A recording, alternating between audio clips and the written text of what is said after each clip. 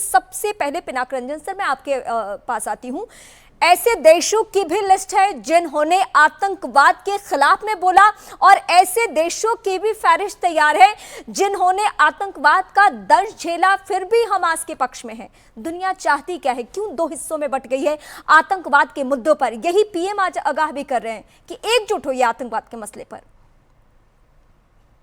देखिए, हम लोग तो हमेशा ये कहते रहे हैं और पीएम ने फिर ये दोहराया है कि आतंकवाद का कोई जस्टिफिकेशन नहीं होता, चाहे कोई भी मसला हो। आतंकवाद से वो मसला हल नहीं होगा। इसीलिए हमने हमेशा ये कहा है, आतंकवाद को हथियार मत बनाइए। और ये पाकिस्तान जो ऐसे करता है हमारे विरुद्ध, वो आतंकवाद को एक टूल के हिसाब से यूज करता है। ये नॉन स्टेट एक्टर्स, जैश वगैरह, ये बेसिकली ये आतंकवाद जो है, जो मिडल ईस्ट में है या जो वेस्ट एशिया हम कहते हैं, पर उसका उत्पन्न भी हुआ है पैलेस्टीनियन प्रॉब्लम से, और कुछ और भी है जैसे आईसिस वगैरह है, दूसरे प्रॉब्लम्स भी है। पर यहाँ पे जो हम देख रहे हैं, क्योंकि जो पैलेस्टीनियन अथॉरिटी है, जो लेजिटिमेट अथॉरिटी है, जिसको ऑस्लो अकॉर्ड्स के बाद हम लोगों ने, दुनिया ने उसको मान्यता दी थी, वो अल्लाह में बेस्ड है। 2000 इलेक्शन में, वो जो पार्लियामेंट इलेक्शन में, वो हमास जो है, जो 87 में बना था, इस्लामिक ब्रदरहुड का एक सब ग्रुप था, वो जीत गए, पार्लियामेंट्री मेजोरिटी मिल गई उनको, और गाजा में वो उन्होंने सत्ता छीन ली। वहां पे उनमें बंटवारा हो गया, पैलेस्टीनियन गुट में ही बंटवारा हो गया। अब हमास का जो मीनिंग है, आपको पता होगा कि हरकतुल मुकावमा अल इस्लामिया, यानी ये एक मूवमेंट है फॉर इस्लामिक रेजिस्टेंस। मतलब इसका लिटरल मीनिंग जी, इस्लामिक रेजिस्टेंस है। इनका उत्पन्न हुआ है इस्लामिक ब्रदरहुड से। तो इनकी जो ओरिजिनल जो चार्टर में इनका वो ऑब्जेक्टिव था, वो था कि इजराइल को खत्म कर दिया जाए, यहाँ पे इस्लामिक स्टेट बनाया जाए जी। अब वहां से वो लड़ते रहे, 5 बार लड़ाई हो चुकी है इजराइल के साथ, और ये रॉकेट फायर ये पहले भी देखा है हम लोगों ने। पर इस बार का जो स्तर है वो बहुत ही डिफरेंट है।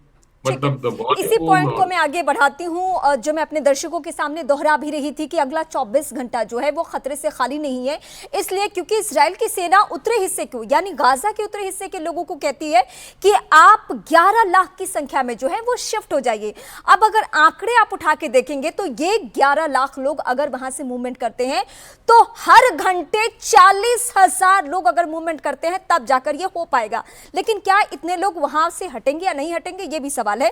यूएन ने हालांकि इसको लेकर बहुत कड़ा रुख अख्तियार कर दिया है। निनाद सेठ, मैं आपके पास आती हूं। सर, क्या लग रहा है यूएन का एक तरफ स्टैंड कि ये त्रासदी है, ये मानवता के ऊपर सबसे बड़ा खतरा है, लेकिन क्या ये सुनने के बाद इजराइल रुक जाएगा? क्या इजराइल जो अगले 24 घंटे के लिए जिसने प्लानिंग तैयार कर ली है कि उसको ऑपरेशन करना है, वो छोड़ेगा या करेगा ही? देखिए, यूएन तो एक टॉक शॉप बन के रह गया है। यूनाइटेड नेशंस की इंस्टीट्यूशनल वैल्यू बहुत कम हो गई है। आप अगर देखें तो इजराइल छोड़िए, हमने भी उनका इतना सुनना नहीं चाहिए, क्योंकि हमारा भी परमानेंट सीट का मामला वहां अटका हुआ है। मुझे लगता है कि अब यूएन की जो संस्था है, उसका जो अंग्रेजी में इंस्टीट्यूशनल वैल्यू कहते हैं, वो बहुत कम रह गई है। तो यूएन के कहने या ना कहने से कुछ नहीं होगा। इजराइल का रिस्पांस इसलिए नहीं आ रहा कि उन्होंने शुरू किया था, ये हमास ने शुरू किया था। इजराइल को जरूरी है कि अपने आप को इस्लामिक टेरर से बचाए। और आज प्रधानमंत्री ने जो कहा है वो बड़ा इंटरेस्टिंग बात है, जो कि हमारे ऊपर जब हुआ था त्रासदी, जैसे बंबई में हुई, उससे पहले भी हुई, तो किसी ने सुना नहीं था। जब 9/11 हुआ तभी से सुनना शुरू किया है। तो मेरे को लगता है कि कान खोलने का टाइम आ गया है पूरी दुनिया का इस्लामिक टेरर के ऊपर, और इजराइल का टाइम आ गया है अपनी बंदूकों को खोलने का। ये अगले 24 घंटा खतरे से खाली नहीं है, ऐसा क्यों कहा जा रहा है? क्या वाकई इजराइल स्टेप लेगा ही, चाहे लोग घर खाली करें या ना करें? मेरे को ऐसा लगता है कि इजराइल के पास चॉइस नहीं है। एक बफर बनाना पड़ेगा, यानी कि एक क्या कहते हैं, खाली सी जगह बनानी पड़ेगी उसके और गाजा के हमास के बीच में। अब वो बफर वो ऑक्यूपाई करके बनाएंगे, वो बफर वो खतरनाक ऑपरेशन करके बनाएंगे, या वो बफर वो डर से बनाएंगे, ये देखना है। तो बिना बफर के इजराइल बैठ नहीं सकता। और अभी तो हमास ने तैयारी करके रखी है, सुरंगें बना के रखी हैं। एक डिफिकल्ट ऑपरेशन है इसराइल के लिए भी, ये कोई वॉक ओवर नहीं होने वाला। तो इसको एक तरह से आज से 80 साल पहले जो रशिया और जर्मनी के बीच में हुआ था, उस तरह की छोटे छोटे शहरों में गली से जाके, घर से जाके, एक एक गली में जाके करना पड़ेगा। एक फायदा इसराइल को ये है कि उसके पास ओवरवेलमिंग फोर्स है, छोटी मोटी फोर्स नहीं है, ओवरवेलमिंग फोर्स एडवांटेज है। तो आप एक बात याद रखें कि हमास जो खौफ से चला रहा है गाजा, गाजा के लोग भी हमास के ऊपर उल्टे पड़ सकते हैं अगर इजराइल जोर से हथौड़ा चलाता है। लेकिन कई जगहों से खबरें सर ऐसी भी मिल रही है, मैं आपका रुख करूंगी।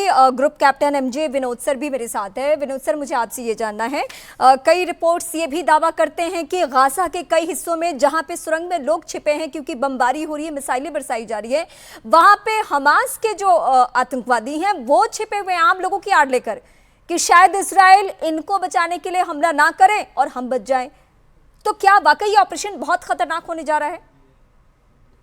खतरनाक हो चुका है रीमा जी, और मैं इसीलिए मैं मैप पीछे लगाया हूं ताकि आम पब्लिक जो न्यूज देख रही है उनको समझ में आए ये गाजा स्ट्रिप है क्या। बिल्कुल, मैं चाहूंगी कि बेहतर तरीके से आप उस मैप को दिखाएं और हम वो उसको जूम करके दिखाएं भी अपने स्क्रीन पे। तो एक बार सर वाकई ब्रीफ करिए जी। इसकी जो लंबाई हाँ, है, हाँ। मतलब नॉर्थ से लेके, जहां गाजा से लेके राफा शहर तक, यह है 40 किलोमीटर। 40 किलोमीटर लंबा और 20 किलोमीटर या 10 से 12 किलोमीटर सर चौड़ा। क्या आप थोड़ा पीछे होके समझा सकते हैं? आपके पीछे मुझे मैप दिख रहा है और मैं चाहूंगी कि ये फुल स्क्रीन थोड़ा बड़ा करने बोल दीजिए, तब तक मैं बात करता हूं। ठीक है जी। देखिए, जो मेरे प्रीवियस स्पीकर कह रहे थे, और आपने भी इसका जिक्र किया, वो है टनल सिस्टम।